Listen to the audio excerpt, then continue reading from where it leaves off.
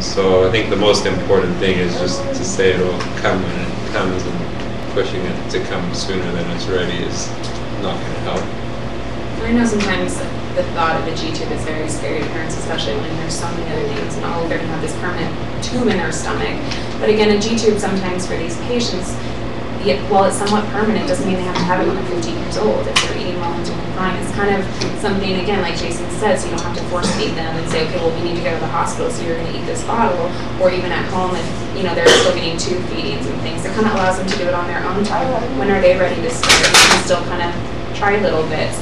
So again, there's different options, and some kids are just not ready, and there's nothing you can do to make them ready. They just need time to understand why they're doing this. I'd really like just to give a time frame. Sorry, I don't know if you have a question. I mean, just from what we see in the clinic, between 2 and 3 years of age, the kids who don't have swallowing dysfunction and other reasons why they can't eat, they're all eating enough to get their G-tubes out and to...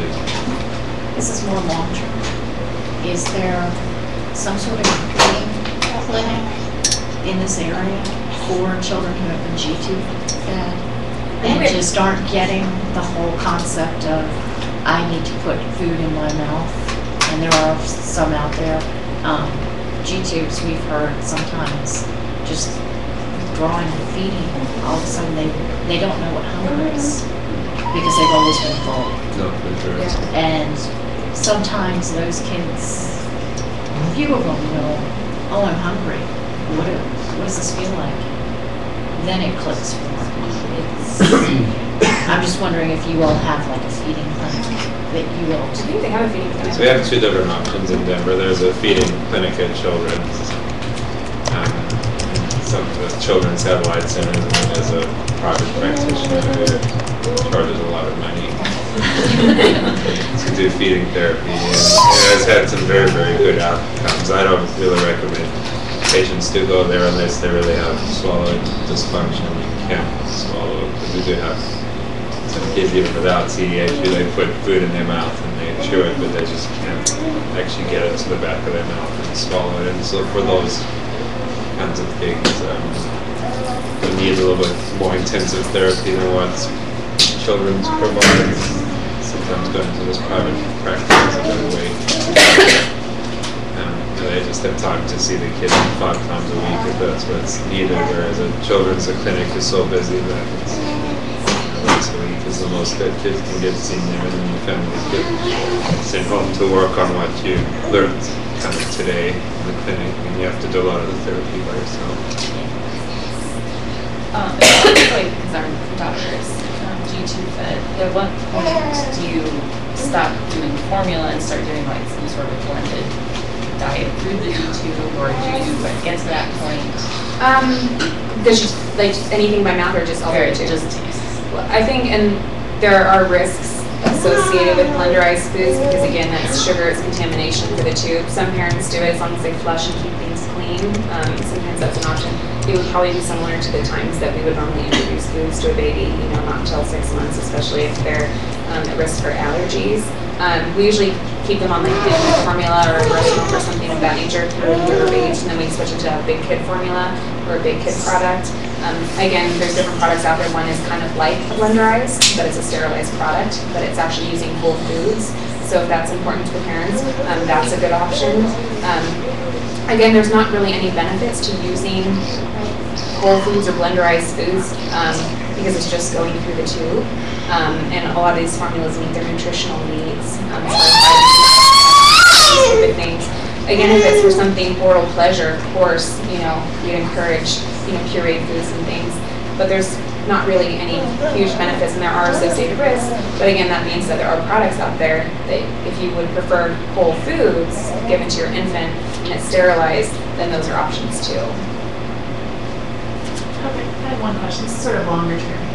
So I had a G-tube fed child. Eventually got off his G-tube and then he still has a very small stomach, so it's very small quantity. Yeah. And so we went the route of high calorie, specialized foods.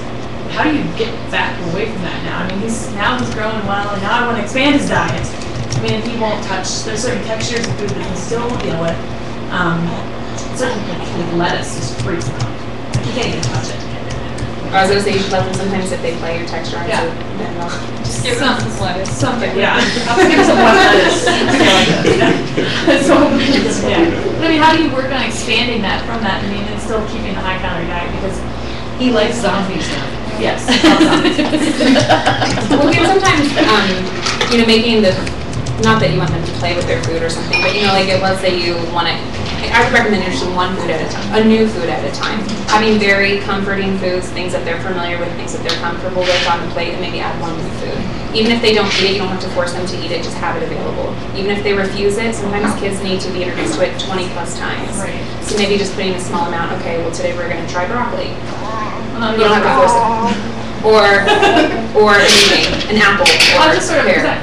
even putting it on the plate sometimes is challenging because it's a new food he doesn't, so I just leave it on the table and then sometimes I'll eat it and I'll say, it's good, and then I kind of leave it alone because Yeah. the pressure never helps. If you're ever like, you try to make him try to eat something, it's just a power struggle and it doesn't Yeah. work well, so. Well, again, it's just something like if he doesn't want it on his even near him that day, you know, just keep trying because I think they need the repetition. They need to see that you guys are eating it. They need to see that it's available, even if it's far off on their feeding table, even if it's over here and their plate's over here. Just, I think, exposure, and again, having comforting foods that they're familiar with and that they're not scared of. I hate to use the word scared, but you know, that they're not afraid of, then I don't know the answer to that. Those would just be my recommendations. You know, just incorporating things like too. I know, you know, that's just adding a little bit of something. If it's a texture thing, they might be able to detect it. But you know, if you make manicotti shells, put a little spinach in there. You know, they're not going to know. It's just going to be a little bit green. You know, just sometimes I know there's books out there too where you can hide foods. I don't think you should necessarily hide foods in kids. I don't think you should trick them into eating anything. But again, just kind of small exposures. Yeah, we just ate 6 spaghetti this week or this year, so Yeah. nothing with sauce. Yeah, yeah, I know that's just toddler, but yeah, yeah. Well, I think it's probably a combination of both. But I don't know if this is a question for you or Jason. We've talked about it briefly, but probiotics. I know my mom had asked probiotics, all the omegas, things to help healthy digestion, different things like that. If they help, what you can try. again, I don't think there's. We don't use them in the NICU. We won't use probiotics on our infants because when they're critically ill, there's risk because they're introducing new bacteria into their system. There's a chance for what we call translocate, so it can go through the intestines into the bloodstream. You know, we can get possible infections. We're not sure if they're good or bad, and we don't really want to try it on our NICU population. And there's not a lot of good studies out there to say yes, this is really beneficial. On an outpatient basis, I don't know. I know there's different studies, and some say, oh yes, it's very beneficial. It really helps these kids. I think if they're stable and you know, otherwise feeling well, I don't think it's necessarily. I don't think they actually know exactly what's turning, so sometimes it's just, it might not benefit, but I think a lot of people have seen benefits with it. I don't know if Jason has input on that, but it's just, there's still a lot not known about them. Yeah, I mean, I think the studies definitely support their use. There's just, what is the risk of introducing an infection into the child, and so knowing the right time to do it is sometimes hard. There are a lot of studies in the NICU using probiotics and found you could really reduce the risk of feeding intolerance quite significantly, but unfortunately the downside was those kids who didn't have a mature enough intestinal tract that probiotics got into the bloodstream and made them quite sick. And so that's the tough part, you know, is there is a lot of benefit, but when's the right time to introduce them? And then what to use, when to decide. Yogurt. I have a question, and this is just every day, get in the car, go to the grocery store, grocery store of your choice, whether it be Whole Foods, Sprouts, Sunflower, and this is local, I don't know what it is on a national level.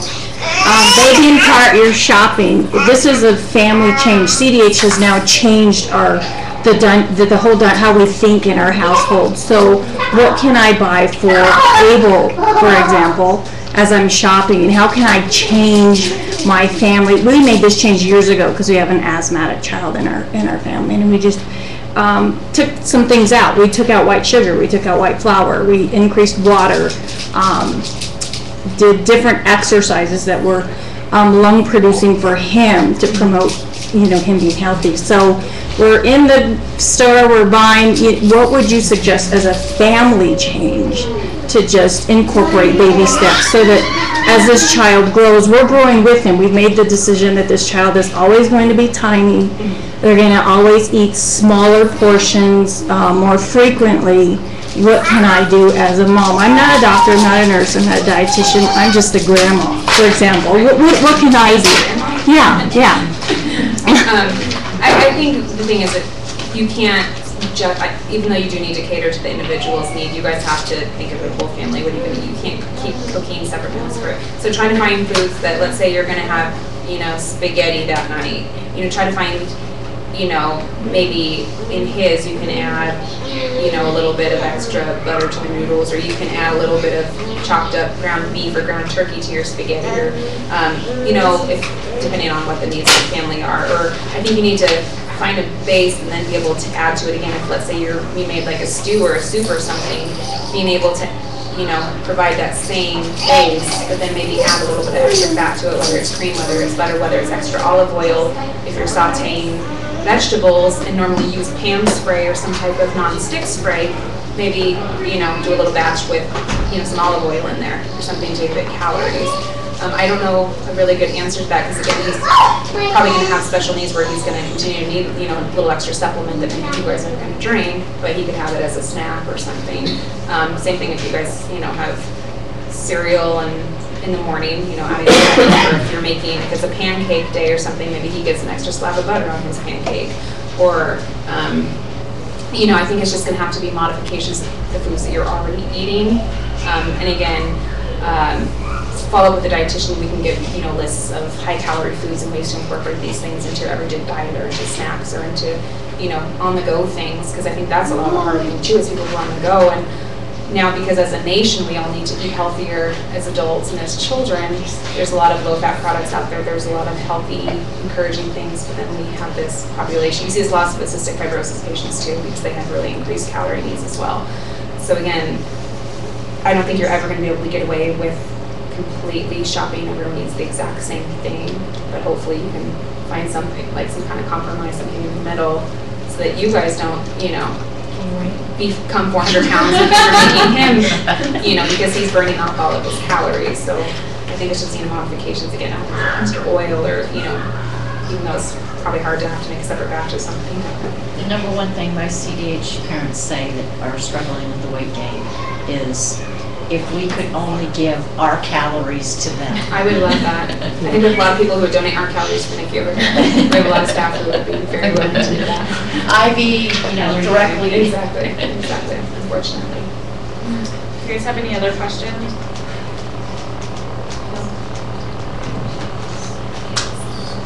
Thank you.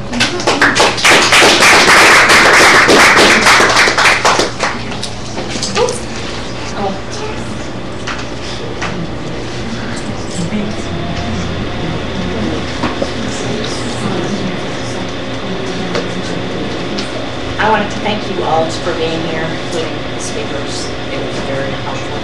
And we will be having a break for lunch.